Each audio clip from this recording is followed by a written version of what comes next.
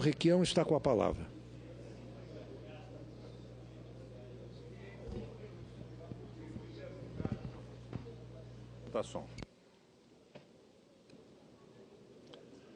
Em primeiro lugar, presidente Lewandowski, a memória. E a memória nos leva ao fato de que o PT cresceu no Brasil com o fracasso estrondoso da política econômica liberal de Fernando Henrique e o seu veso entreguista de submissão aos interesses dos Estados Unidos. Nesta sessão, desde os primeiros momentos, os líderes dos partidos que me antecederam se transmutaram em governo e desclassificaram as intervenções da oposição por serem, como dizem, suspeitas, já que dilmistas ou petistas. A liderança do PSDB rebaixa as argumentações dos que se opõem ao impeachment como se fôssemos criminosos, como se as nossas palavras estivessem contaminadas.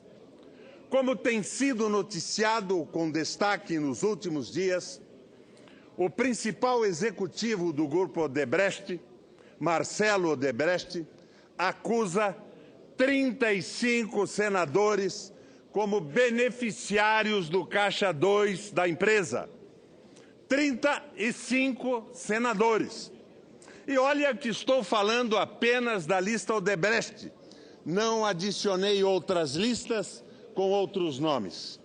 Ainda assim, se apenas os citados por Marcelo Odebrecht fossem por suspeição impedidos de votar no impeachment da presidente Dilma, não haveria votos suficientes para aprová-lo.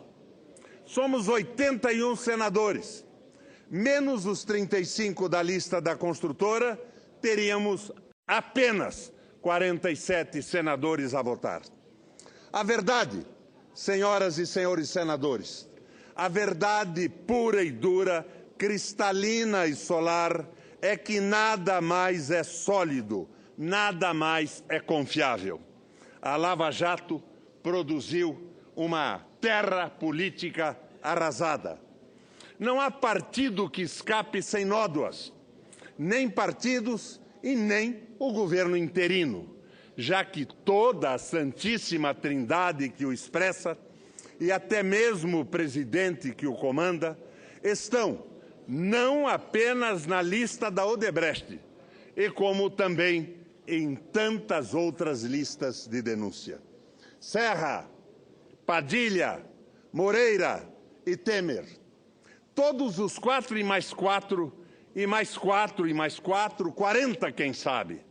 Diante disso, diante dessa realidade tão escancarada, como assistir passivamente ao escárnio, à hipocrisia de um discurso moralista na casa? Ainda mais quando sabemos que 17 governadores praticaram as tais pedaladas e nenhum deles sequer foi denunciado. O próprio relator, meu amigo Anastasia, como governador, praticou tais atos e resguarda-se dizendo que foi autorizado pelo Tribunal de Contas do Estado.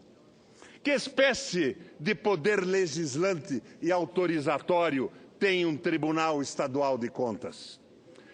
Que os 33 senadores, 35 senadores da lista de Marcelo Odebrecht renunciem ao direito de voto ou sejam impedidos de votar.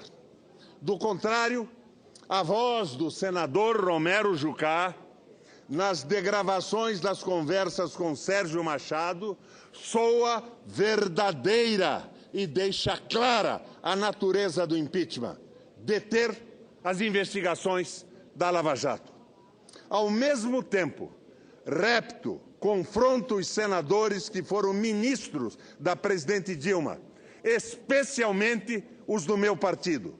Não posso entender, presidente Lewandowski, que na mudança dos ventos, os senhores também mudem de opinião e abandonem um governo ao qual serviram com dedicação. Ainda mais que os senhores são testemunhas privilegiadas do caráter, da seriedade e da lisura da senhora presidente. Ou os senhores consideram que isto não tem nada a ver? Que as qualidades morais e éticas da presidente não contam? E o que conta é o balanço das forças políticas, é o pêndulo da conjuntura. Bom, se assim for, vamos desmascarar de vez a fraude das pedaladas, que elas não sirvam de bengala para a patifaria que se comete nesse plenário. Sei, e quem não sabe, que muitas vezes tomar determinadas posições custa caro, paga-se alto preço. O que importa se o preço a pagar não é a nossa alma, o nosso caráter, a nossa decência, a nossa integridade? Nadar contra a corrente exige, sobretudo, coragem e retidão.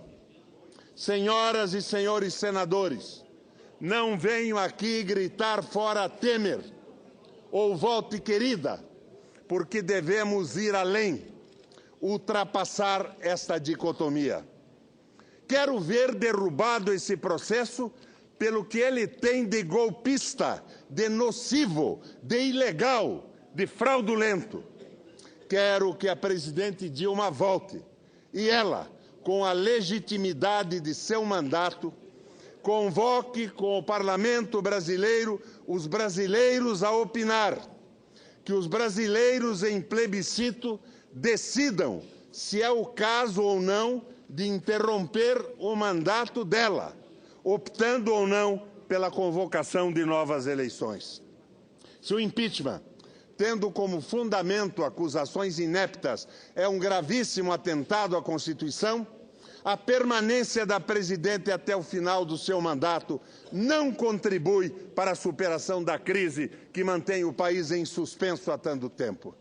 De volta ao Planalto, vejo a presidente comandando um governo de transição até a posse do ou da mandatária eleita ou eleito no pleito antecipado.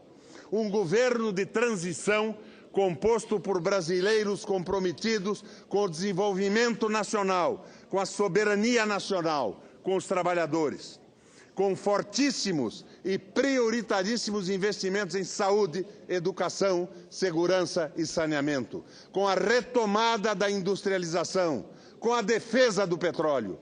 Um governo que se oponha a esse ultramercadismo que fracassou no mundo e que tenta se refugiar em nosso país para a felicidade e proveito do capital financeiro global. Não há outra saída. Novas eleições ou morte. Morte da Constituição. Morte da soberania nacional. Morte dos direitos trabalhistas. Morte da universalização da saúde pública. Morte da educação pública. Entrega do petróleo. Primarização ad eternum de nossa economia. Morte das bolsas compensatórias e das cotas. Morte de qualquer projeto nacional que nos torne um país desenvolvido, altaneiro, justo, igualitário e feliz. É como eu voto, senhor presidente. Voto pelo Brasil, voto pela minha biografia. Não me interessa quanto isto custa e justifico o meu voto com um roteiro de comportamento. Parar não paro. Esquecer não esqueço. Se caráter custa caro, pago o preço. Pago, embora seja raro, mas homem não tem avesso. E o peso da pedra eu comparo à força do arremesso. Um rio, só se for claro. Correr sim, mas sem tropeço. Mas se tropeçar não paro e nem mereço. E que ninguém me dê amparo, nem me pergunte se padeço. Não sou nem serei avaro. Se caráter custa caro, pago o preço. O autor é Sidônio Muralha, um poeta português que se refugiou da ditadura do Salazar em Curitiba, a capital do meu estado. Obrigado pelo tempo, presidente.